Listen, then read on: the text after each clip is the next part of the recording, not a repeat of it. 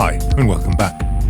My recent video about parallel EQ and Nova got lots of insightful comments, as usual, not least this one from Fabian, one of Nova's developers, which I've pinned at the top of the comments section, and which I'll come back to shortly. So one comment raised the issue of multiple instances in series. Actually, the initial comment got it the wrong way around, but was immediately corrected, so the hive mind of my viewership got there between them. Anyway, here's the response we get running two adjacent boosts in ProQ3. And here's what happens if we run two instances of ProQ3 in series, with each instance running one boost. No difference. The filters run in series either way, same result. Now here's Nova running two adjacent boosts. And now two Novas in series. Not at all the same result. Now, the second band is being fed the output of the first band instead of the original signal, and we've effectively turned Nova into a serial EQ design. So by implication, the extra two bands available in the Gentleman's Edition are more valuable than they may first appear, as you can't replicate them by just loading another instance of the free Nova instead. Next, a question. It's the one from my video title. What type of EQ should I be using, and when? Before I answer that, I want to clarify something.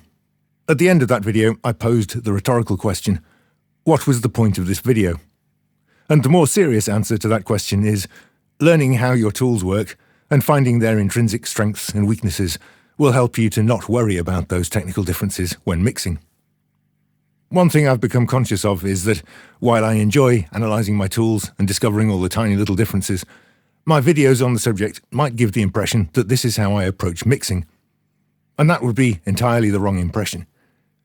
In fact, when I geek out with plugin doctor or null tests, this is more comparable with a musician popping on a metronome to practice their scales and arpeggios. They do so to get those movements ingrained into muscle memory, so that when they perform, they don't have to think about the technical details. Likewise, when I analyse my plugins' strengths and weaknesses, it's so that I don't have to worry about it when mixing, and so that, as far as possible, when I want something that behaves a certain way, I know what to reach for. In the heat of a mix, you shouldn't be worrying about which EQ to use. You should be thinking about which frequencies to cut or boost, and by how much. And if you make good decisions about those, you're probably fine with your stock EQ. Honestly, your stock EQ is almost certainly an order of magnitude better quality than the crappy cheap analog console EQs I learnt on. I'm serious, you guys don't know you're born. The biggest reason to reach for something else might be high-frequency cramping. I've made a video specifically explaining what that is, so I'll just pop up a card here and won't repeat myself. If your stock EQ cramps, and not all do, then you might want to choose something else for your airy high-frequency boosts. But that doesn't have to mean spending money. The free Nova does great-sounding high-frequency boosts, as does the free Slick EQ, also from Tokyo Dawn Labs. Another possible reason you might want something different to stock is saturation. Most stock EQs are clean and free of nonlinearities, as is ProQ3 and Nova if you ignore the dynamics and saturation options. But it is possible for a mix to be too clean, in which case more colourful EQs might help.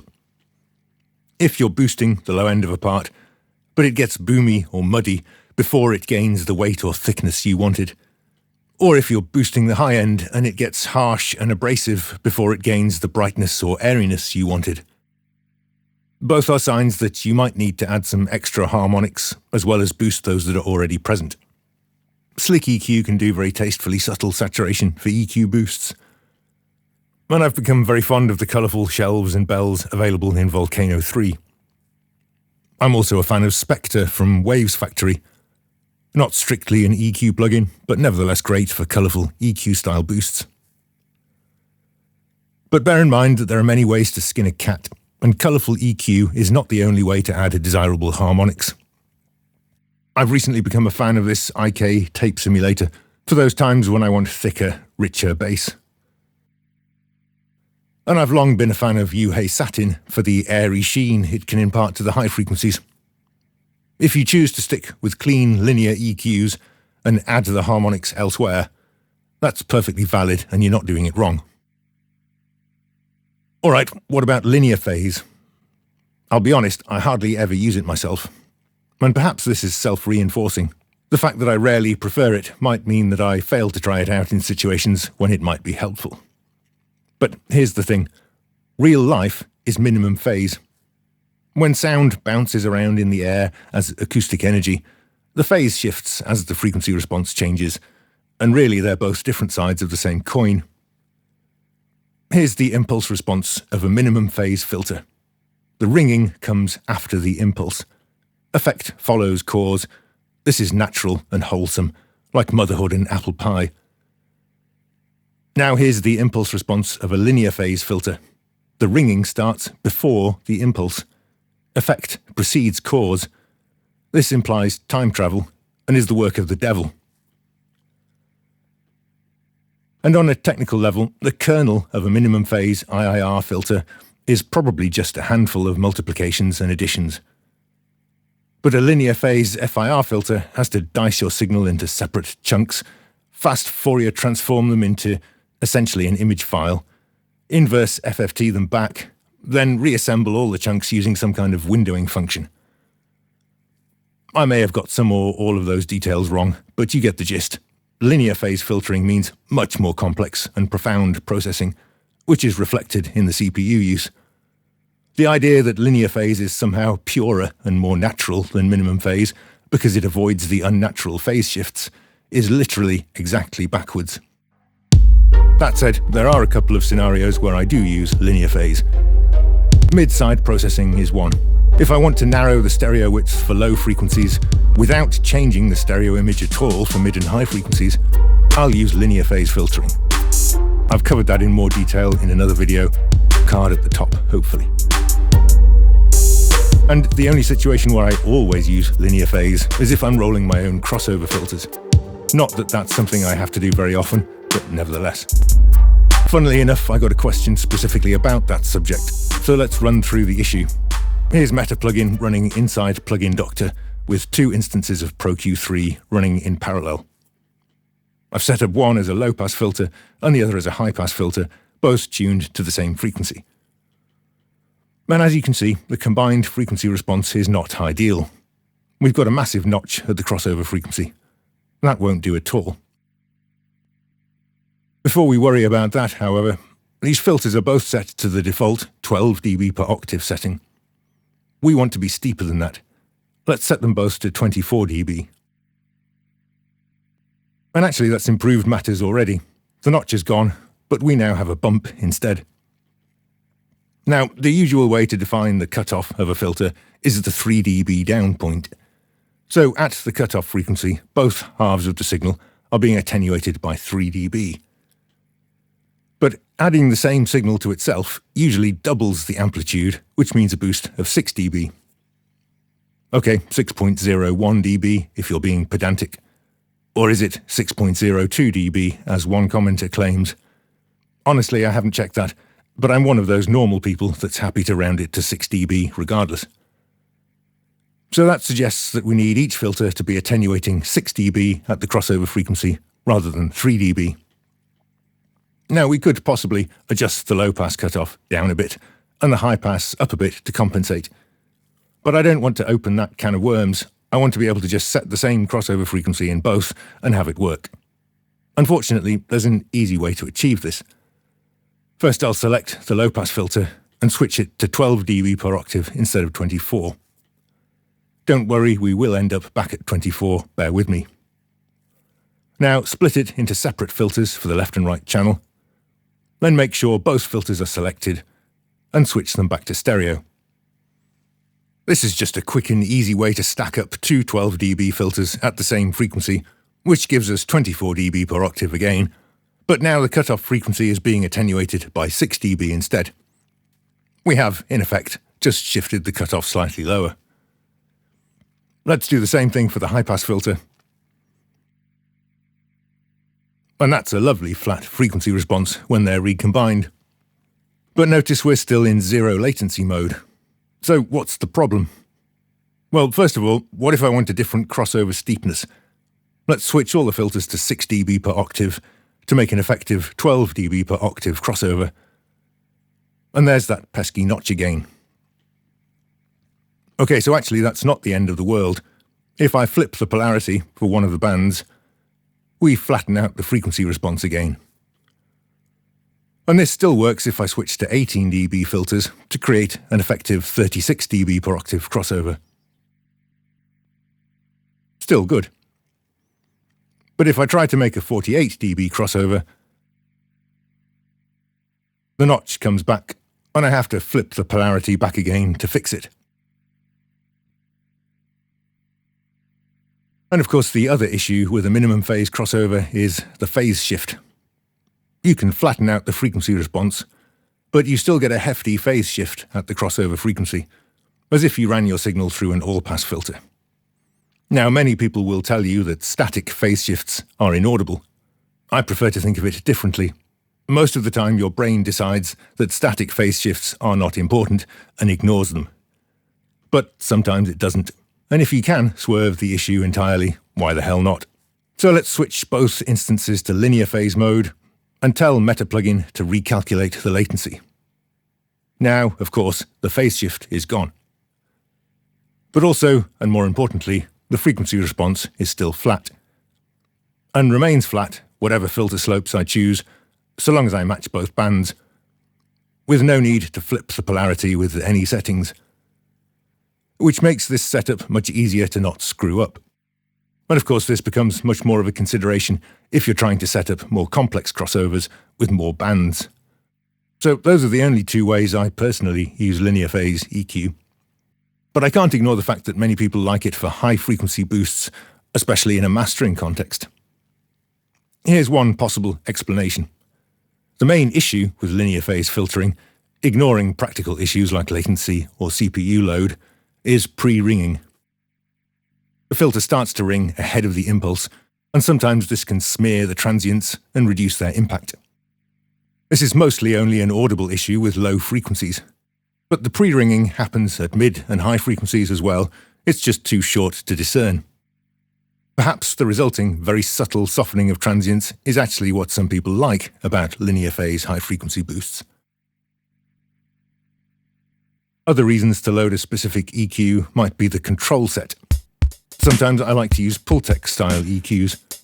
If you've got a kick drum that sounds a bit like a cardboard box, and you want it to thump like a kick drum instead, the classic Pultec trick gets you there straight away, no problem.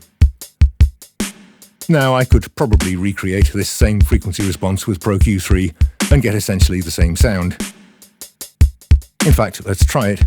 Here's what we get if I EQ match the Pultec kick with the FabFilter EQ. What do you think? Do they sound the same?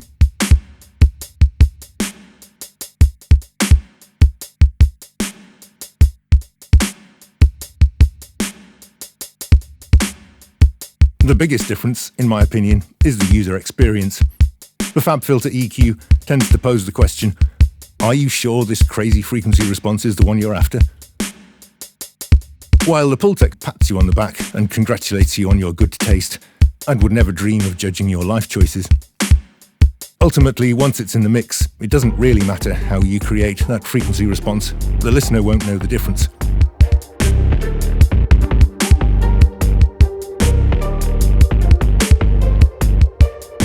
So if you know in advance that you want that Pultec style sound, why burden yourself with all the extra options when you can just twist 3 knobs and move on?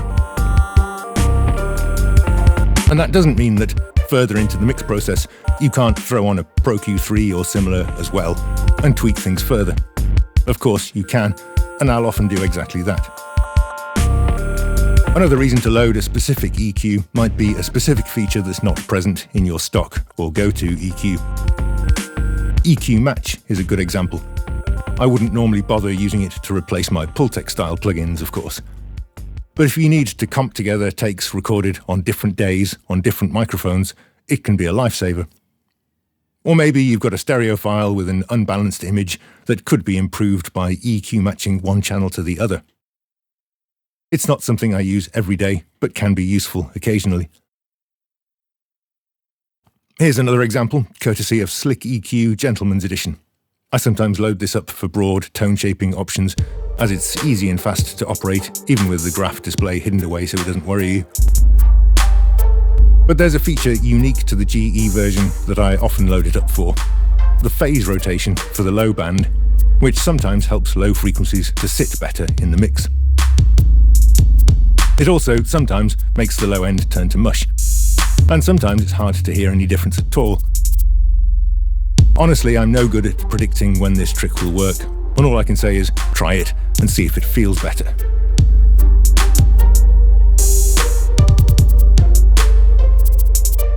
But sometimes I'll load Slick EQ GE to deal with the low end of a part, specifically because I want to be able to toggle that feature on and off to see if it helps.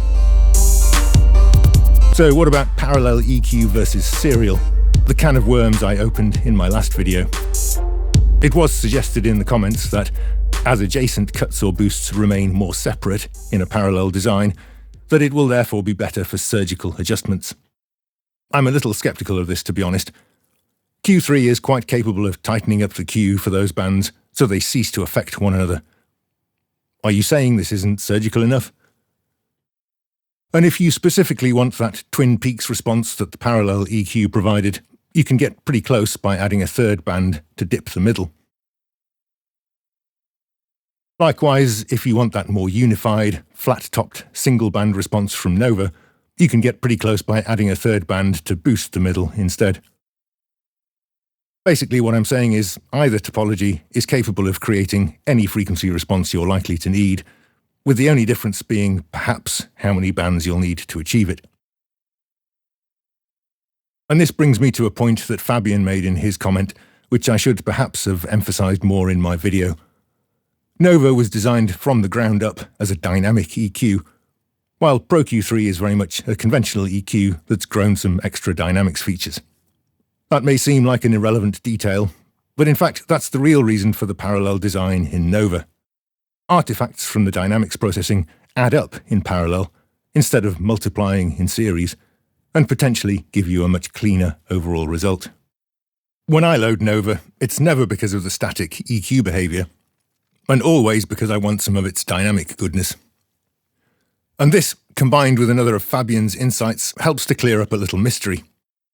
You may have detected my slight confusion in the last video, that the differences between the different curve options seemed so slight in my null tests. That didn't chime with the impression I had that the differences are significant and easy to hear. Well, it turns out that in fact the dynamic behavior of these curve types is very different. And of course, I normally use Nova precisely for its dynamic behavior, so I was in fact hearing differences that simply don't show up when measuring the static EQ curves.